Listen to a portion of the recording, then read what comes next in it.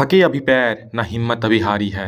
न थके अभी पैर न हिम्मत अभी हारी है। हौसला है जिंदगी में कुछ कर दिखाने का और इसलिए सफर अब भी जारी है। नमस्कार दोस्तों, स्वागत आप सभी का आपका अपनी चैनल बेसिक नॉलेज में। दोस्तों आज इस वीडियो में हम लोग देखने वाले हैं क्लास 10th मॉडल पेपर 2025 का साइंस का सारा ऑब्जेक्टिव प्रश्न। बता दूं हर एक मॉडल पेपर का A to Z solution objective plus subjective आप लोग अपलोड किया जा रहा है। चैनल को सब्सक्राइब कर लीजिए। ऑब्जेक्टिव खत्म करने के बाद सारा सब्जेक्टिव फटाफट से अपलोड कर दिया जाएगा और सारा का सारा पीडीएफ हमारे जो डिस्क्रिप्शन में हमारा एप्लीकेशन है वहां पर आप लोग को सारा पीडीएफ मिल जाएगा। ठीक है, चलिए फटाफट से शुरू करते हैं। और इस बार का सवाल थोड़ा टेढ़ा है, तो चलिए देखते हैं किस प्रकार से है। हर एक चीज को हम एक्सप्लेन करके समझ जाते हैं और उसको आंसर करते हैं।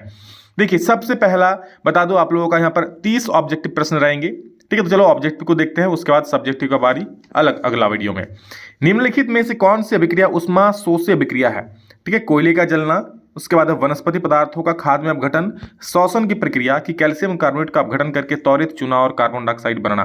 तो देखिए आप लोग पढ़े होंगे कि श्वसन क्या है, एक उष्माक्षेपी प्रक्रिया। आप लोग एक सवाल ही था कि श्वसन को उष्माक्षेपी अभिक्रिया क्यों कहते हैं? क्यों उष्माक्षेपी मतलब क्या होता है? जिसमें ऊर्जा मिलता है, और उष्माशोषी मतलब जिसमें ऊर्जा यानी उष्मा हमें देना पड़ता है। तो यानी श्वसन क्या हो जाएगा, एक उष्माक्षेपी, क्योंकि इसमें हम उष्मा ऊर्जा मिल रहा है ना। भाई सांस लोगे तब तो जीवित रहोगे, तब तो ऊर्जा मिलेगा। 1 मिनट सांस रोक के देख लो क्या हालत होगा। अगला सवाल देखो, बता दो साइंस का इस बार क्वेश्चन थोड़ा अलग टाइप का दिया है, थोड़ा कॉन्सेप्चुअल क्वेश्चन दिया है। ठीक है, और इस प्रकार से बोर्ड एग्जाम में क्वेश्चन पूछेंगे तो बहुत सारे बच्चों को प्रॉब्लम होने वाला है। ठीक है, जो पढ़ेंगे नहीं अच्छे से। देखिए नमी वाले दिन हाइड्रोजन क्लोराइड गैस तैयार करने के दौरान गैस को आमतौर पर कैल्शियम क्लोराइड युक्त गार्ड ट्यूब से गुजारा जाता है। गार्ड ट्यूब में लिए गए कैल्शियम क्लोराइड की भूमिका क्या है? मतलब गार्ड ट्यूब का क्या भूमिका, ये पूछा है। ठीक है, तो देखो नमी वाले दिन बोल रहा है, यानी वो नमी होगा उसमें, तो गार्ड ट्यूब का काम क्या होता है? नमी को अवशोषित करना। यानी 2 का जो सही उत्तर हो जाएगा ना, 2 का C बिल्कुल सही उत्तर हो जाएगा कि गैस में से जो नमी होगा ना उसको अवशोषित कर लेगा गार्ड ट्यूब। ठीक है, क्योंकि नमी के वाले दिनों में यूज हो रहा है ना, इसी वजह से। इंग्लिश वाले जो बच्चे हैं इंग्लिश के क्वेश्चंस को देख लेना। ठीक है, अगला प्रश्न है निम्नलिखित में से कौन सा समजातीय श्रेणी में नहीं देखा जा सकता? देखिए समजातीय श्रेणी मतलब एक ही जाति का होता है। ठीक है, उसका प्रकार्यात्मक समूह समान होता है। ठीक है, उसमें आप लोगों का भौतिक गुण भी समान होता है, रासायनिक गुण भी समान होता है सब। तो क्या बोल रहा है इसमें नहीं देखा जाता? तो भाई साहब रासायनिक गुणों में परिवर्तन नहीं देखा जाता। ठीक है, रासायनिक गुण भी समान होता है उसमें। तो 3 का A बिल्कुल सही उत्तर हो जाएगा। ठीक है, अगला सवाल देखिए 4 नंबर सवाल, निम्न में से कौन सी द्विविस्थापन अभिक्रिया? अच्छा द्विविस्थान मतलब दोनों उठका पैठकी करेगा और एक दूसरे को विस्थापित कर देगा। तो देख सकते हो ये वाला Na2SO4 प्लस BaCl2 है ना, इसमें क्या Ba इसका SO4 तो ले रहा है और NaCl बन जा रहा है अलग अलग, मतलब दोनों एक दूसरे को उसके विलन से हटा रहा है ना। Na इसका Cl ले रहा है और Ba इसका SO4 ले रहा है, और अपना BaSO4 बना रहा है, ये अपना NaCl बना रहा है। समझ रहे हो? तो इस प्रकार का अभिक्रिया बोलते हैं द्विविस्थापन अभिक्रिया। ठीक है, और हाँ चैनल को सब्सक्राइब कर लीजिए, फटाफट से अपने दोस्तों को शेयर कर दीजिए, किसी को भी अगर चाहिए। अच्छा इसमें और एक चीज देखिए ना, आपको ये भी पूछा है ना कि इसमें कौन वाला ऑप्शन सही है, तो केवल B हो जाएगा, यानी ऑप्शन नंबर 2 जो है आपका द्विविस्थापन अभिक्रिया है, बाकी कोई भी इसमें नहीं है। ठीक है, दोस्तों को शेयर कर दीजिए ताकि सब लोग पढ़ सके, सब लोग आगे बढ़ सके। अगला प्रश्न है जल का विद्युत अपघटन एक अपघटन अभिक्रिया है। ठीक है, जल के विद्युत अपघटन के दौरान मुक्त होने वाली हाइड्रोजन और ऑक्सीजन गैसों का मोल अनुपात है। यानी जल जब टूटता है, ठीक है, क्या होता है उसमें H2O होता है ना, तो मतलब हाइड्रोजन और क्या है, ऑक्सीजन है। तो जल जब टूटता है तो क्या बोल रहा है, हाइड्रोजन और ऑक्सीजन गैसों का मोल का अनुपात, यानी जो हाइड्रोजन और ऑक्सीजन गैस है किस मोल में होता है, हाइड्रोजन का कितना मोल होता है, ऑक्सीजन गैस का कितना मोल होता है, ये पूछा है आपसे। तो देखिए आप लोग साफ साफ देख ही सकते हो कि हाइड्रोजन का 2 मोल है और ऑक्सीजन का 1 मोल है, यानी 2:1 हो जाएगा ना, बिल्कुल। 6 नंबर सवाल, एक जलीय घोल लाल लिटमस घोल को नीला कर देता है। देखिए यहाँ पर जो बच्चा नहीं समझेगा ना फिर क्वेश्चन बहुत ज़्यादा हार्ड लगने वाला है, बट यहाँ पर जो समझ गया जो पढ़ा है अच्छे से, ठीक है, वो आराम से बाजी मार जाएगा। और बिल्कुल कॉन्सेप्चुअल पढ़ने के लिए हमारा जो एप्लीकेशन है, डिस्क्रिप्शन लिंक है, वहाँ से आप लोग इंस्टॉल करके आराम से पढ़ाई कर सकते हो, सारा चीज़ इजी वे में समझाया गया है। एक जलीय घोल लाल लिटमस घोल को नीला कर देता है, निम्नलिखित में से किस घोल को अधिक मात्रा में मिलाने से यह परिवर्तन उलट जाएगा? मतलब क्या बोल रहा है ना, कोई घोल है वो क्या कर दे रहा है, लाल को नीला, तो हमें समझना पड़ेगा लाल को नीला कौन करता है, तो बोलेंगे सर क्षारक क्या करता है, लाल को नीला कर देता है। अच्छा लाल को नीला अब क्या करेगा, तो नीला को लाल कौन करेगा, इसका उल्टा, तो नीला को लाल कौन करता है, अम्ल करता है। यानी हमें इसमें क्या मिलाना पड़ेगा, और अधिक अम्ल मिलाना पड़ेगा ना। तो हाइड्रोक्लोरिक एसिड एकमात्र अम्ल, यहाँ पर ये सब क्या है, क्षार है, तो हाइड्रोक्लोरिक एसिड क्या हो जाएगा आपका, बहुत प्रबल अम्ल हो जाएगा। ठीक है, चलो नेक्स्ट क्वेश्चन। तो अम्ल मिलाएंगे तो अम्ल हो जाएगा और अम्ल नीला को लाल कर देगा, यानी जो ये यहाँ पर जो बन रहा है उसका उल्टा कर देगा, लाल को नीला कर रहा है वो नीला को लाल कर देगा अम्ल। बेकिंग पाउडर का एक घटक सोडियम हाइड्रोजन कार्बोनेट है, दूसरा घटक क्या है? बेकिंग पाउडर आपका सोडियम हाइड्रोजन कार्बोनेट और टार्टरिक अम्ल का मिक्सर होता है, तो टार्टरिक एसिड यहाँ पर ऑप्शन नंबर बी सही हो गया जी। ठीक है, चलिए अगला सवाल देखते हैं क्या है। धातुओं को खींचकर पतले तार में बदलने की क्षमता, तो ये सिंपल शॉर्ट्स क्वेश्चन पूछा ये। तो धातुओं को जब पतले तार के रूप में खींचते हैं उसको क्या बोलते हैं, कौन सा गुण? तन्यता। अच्छा, जब चादर के रूप में पीटते हैं, दे दपादप दे दपादप दे दपादप चादर बन जाए, उसको क्या बोलते हैं? क्या बोलो बोलो, कमेंट में बोल दो। आगे देखो 9 नंबर। अगला प्रश्न है कि निम्नलिखित में से कौन आयनिक यौगिक नहीं है? तो देखिए आयनिक यौगिक जो नहीं होता है ना वो क्या होता है? बॉन्ड बनाता है। ठीक है, तो यहाँ पर जो आपका HCl है और CCl4, यहाँ पर H किसके साथ? क्लोरीन के साथ बॉन्ड बना लेता है और कार्बन जो है ना 4 क्लोरीन के साथ यहाँ पर बॉन्ड बना लेगा। ठीक है, तो इसको बोलते हैं क्या? सहसंयोजी आबंध, यानी ये आयनिक यौगिक नहीं है। तो आपका क्या हो जाएगा? 2 और 3, यानी कि आपका बी नंबर बिल्कुल सही उत्तर हो जाएगा 9 का।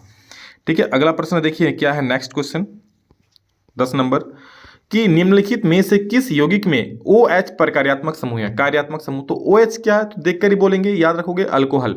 तो ये आपका अल्कोहल का प्रकार्यात्मक समूह है। तो यहाँ पर अल्कोहल कुछ दिख रहा है क्या? अल्कोहल नहीं दिख रहा है सर। ब्यूटेनॉल दिख रहा है ना, तो ये आपका अल्कोहल ग्रुप का ही है ब्यूटेनॉल। Butanol, propanol, pentanol. ठीक है, तो ये अल्कोहल ग्रुप का है। अगर ब्यूटेनोन की बात करें तो आपका डबल बॉन्ड CO हो जाता। ब्यूटेनोइक अम्ल का ओइक अम्ल क्या होता है? ये COOH का होता है। और ब्यूटेनॉल ये एल्डिहाइड CHO का होता है। तो सब कुछ याद रखना है ये सब। ठीक है, बाकी आपका और क्लासेस आएंगे, आप देख सकते हो उसको। यौगिक CH3 CH2 CHO का नाम है, तो देख सकते हो ये CHO यानी एल्डिहाइड ग्रुप है। तो एल्डिहाइड ग्रुप है और कितना कार्बन है? 1 2 3 कार्बन। 3 कार्बन यानी मेथेन एथेन प्रोपेन और एल्डिहाइड, इसको तो नल बोलेंगे, तो प्रोपेन नल हो जाएगा। प्रोपेनॉल नहीं, ध्यान देना, प्रोपेनॉल नहीं, प्रोपेनल। नल बोले तो ये ऑप्शन नंबर ए। ठीक है, क्यों? नॉल बोलो हो तो फिर अल्कोहल हो जाएगा। ठीक है, नॉल और नल में अंतर होता है भाई। ठीक है, आहार नली के किस भाग में भोजन का अंतिम पाचन होता है? यानी सबसे अंतिम रूप से पाचन की क्रिया कहाँ समाप्त होती है? तो वो होती है हमारा क्षुद्रांत में, यानी छोटी आंत में, जिसको इंग्लिश में बोलते हैं स्मॉल इंटेस्टाइन। नेक्स्ट है कि श्वसन के दौरान गैसों का आदान प्रदान यहाँ होता है। हम लोग जब श्वास लेते हैं ना, तो श्वास जब लेते हैं तो गैस का आदान प्रदान, कहाँ से ऑक्सीजन आ रहा है, कहाँ से ऑक्सीजन जा रही, कहाँ से होता है? आपका 4 ऑप्शन दिया गया, 13 नंबर सवाल देख सकते हो। तो इसका जो सही उत्तर हो जाएगा ना, फेफड़ों के एल्वियोली में। ठीक है, एल्वियोली देखे हो ना, गैसों का आदान प्रदान भाई इस प्रकार से बनता है। यहाँ कूपिकाएं होती है, तो कूपिकाएं इस प्रकार से गैसों का आदान प्रदान को और विस्तृत कर देती है। ठीक है, तो इसको बोल रहा है एल्वियोली। ठीक है, यानी कि एल्वियोली ऑफ लंग्स, फेफड़ों के एल्वियोली में।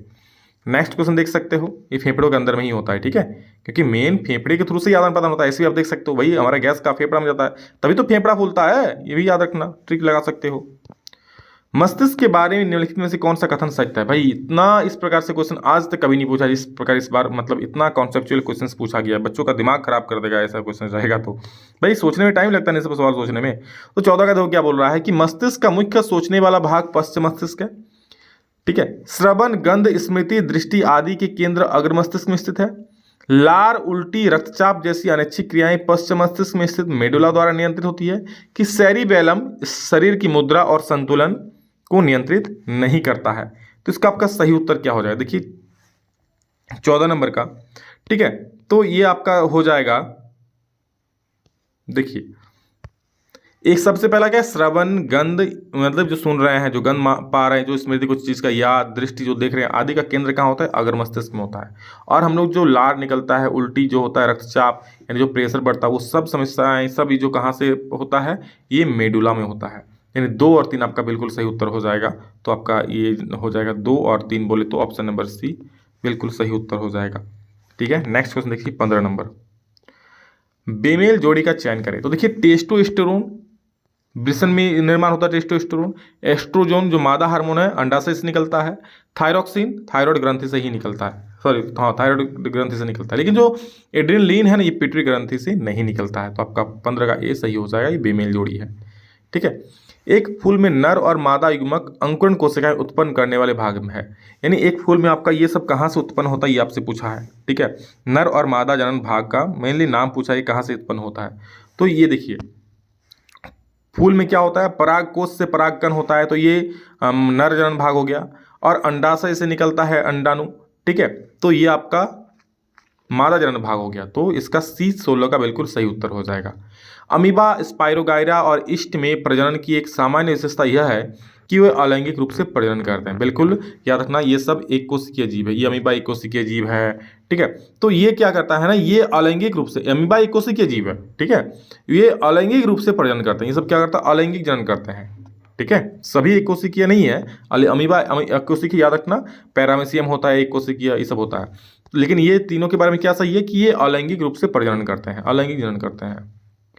नीचे दी गई सूची में से उस लक्षण का चयन करें जिसे अर्जित किया जा सकता है, यानी लेकिन विरासत में नहीं मिलता है। मतलब ऐसा है ना कि भाई वो आपको अर्जित, मतलब जन्म लेने के बाद वो कमाना पड़ेगा, वैसा बनाना पड़ेगा आपको, अपने माता पिता से वो नहीं मिलता है। देखो माता पिता से आपको आंखों का रंग मिल सकता है, त्वचा का रंग मिल सकता है, यानी आपके माता पिता गोरे हैं तो आप भी गोरे हो जाओगे, ठीक है। माता पिता काले हैं तो आप भी काले हो सकते हो, ऐसा नहीं, जरूरी नहीं है। शरीर का आकार और बालों की, देखो बालों की प्रकृति भी आपके माता पिता जैसे हो सकता है, ठीक है।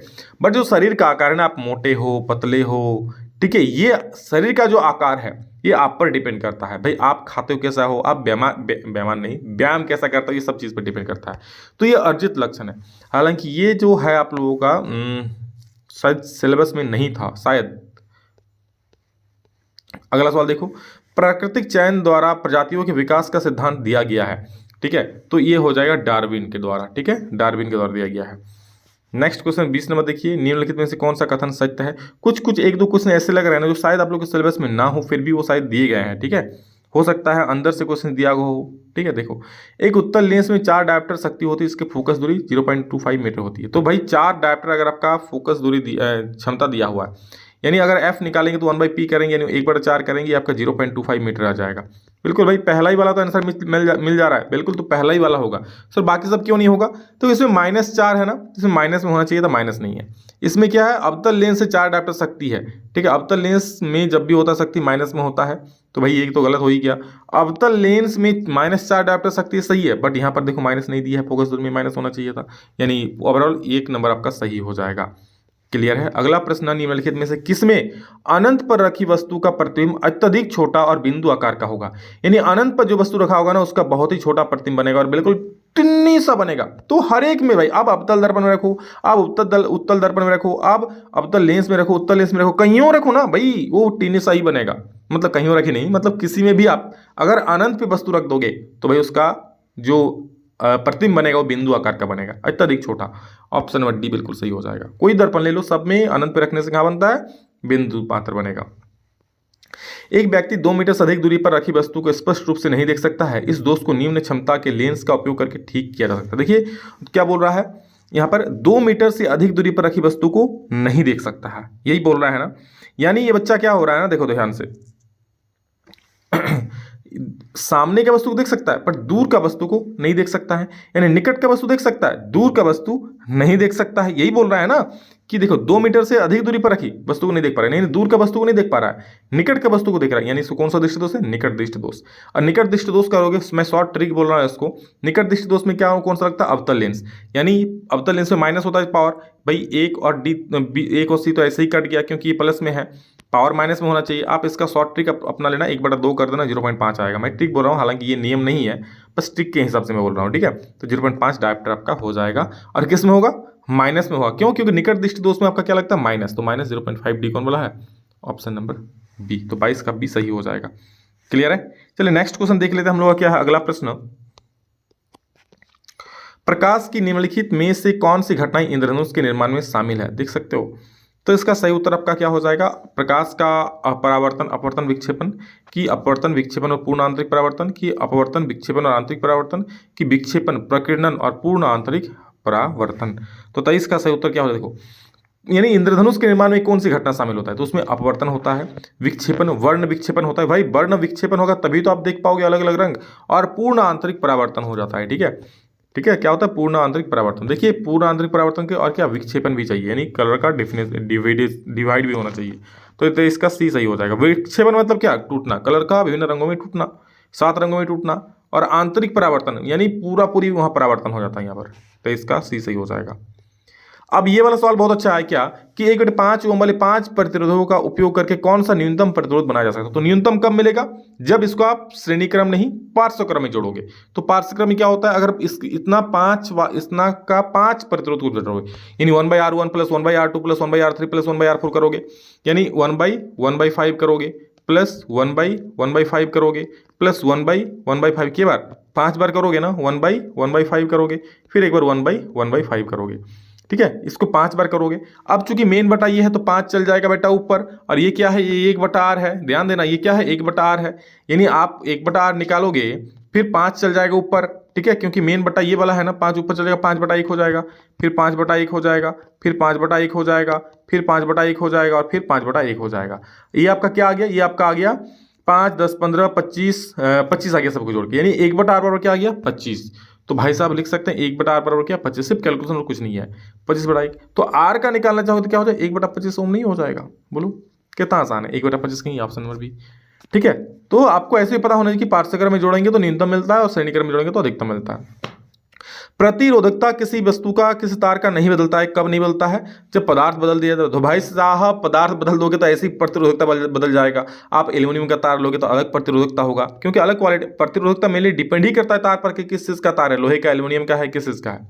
तो प्रतिरोधकता नहीं बदलती, पदार्थ बदल दिया जाए तो बदल जाएगा, तापमान बदल देने पर भी बदल जाएगा। प्रतिरोध का आकार बदल दिया जाए, बिल्कुल, अगर आप आकार बदलोगे ना, जैसे एल्यूमिनियम का तार छोटा लो चाहे बड़ा लो, भाई प्रतिरोधकता समान ही रहता है, कोई बदलाव नहीं होता है। तो ऑप्शन नंबर सी आपका सही हो जाएगा। जो मेरे पास पहले से पढ़ते हुए आ रहे हैं उनको तो इस समय कोई दिक्कत ही नहीं होगा। गलत कथन चुने, देखिए ये आप लोगों का फ्लेमिंग वाला पूछा है, गलत कौन सा है इसमें पूछा है। तो देखिए मैं डायरेक्ट बोल देता हूँ। देखिए भारत में ना जो एसी धारा है वो 1/50 सेकंड के बाद दिशा नहीं बदलती, बल्कि यहाँ पर 1 सेकंड में 50 बार दिशा बदल लेती है। भारत में एसी हर सेकंड क्या बोला, प्रत्येक धारा हर 1/50 सेकंड के बाद दिशा बदलती है। 1/50 सेकंड के बाद दिशा नहीं बदलती है, बल्कि कह सकते हो ना 1 सेकंड में, जी हाँ 1 सेकंड में 50 बार दिशा बदलती है, याद रखना। ठीक है, चलो अगला प्रश्न देखते हैं 27 नंबर। घरेलू उपकरणों को शॉर्ट सर्किट या ओवरलोडिंग से बचाने के लिए इस्तेमाल की जाने वाली सबसे महत्वपूर्ण सुरक्षा विधि। घरेलू जो उपकरण होता है उसको शॉर्ट सर्किट या ओवरलोडिंग होने से, जब धारा बहुत ज़्यादा बढ़ जाएगा शॉर्ट सर्किट होके, या फिर ओवरलोड हो जाए तो कुछ जलने का खतरा होगा, तो क्या होता है ना, फ्यूज का उपयोग होता है। यानी फ्यूज कट जाएगा तो भाई सारा जो हमारा परिपथ है सुरक्षित हो जाएगा। ठीक है, फ्यूज का बहुत ज़्यादा यहाँ पर काम है। जल विद्युत संयंत्र, ठीक है, ये आप लोगों का सिलेबस में आई थिंक नहीं है, फिर भी सवाल यहाँ पर दागा गया है। तो भाई ये झारखंड बोर्ड की जो भी कहो, एक तो सवाल उठपटांग पूछा है इस बार, उठपटांग नहीं, क्वेश्चन अच्छे हैं, बट झारखंड बोर्ड के बच्चे इस प्रकार से आज तक कभी एग्जाम नहीं दिए हैं। ठीक है, थोड़ा टफ सवाल पूछे यहाँ पर, कंसेप्चुअल पूछे हैं, जैसे सीबीएसई बोर्ड पूछता है ना वैसा।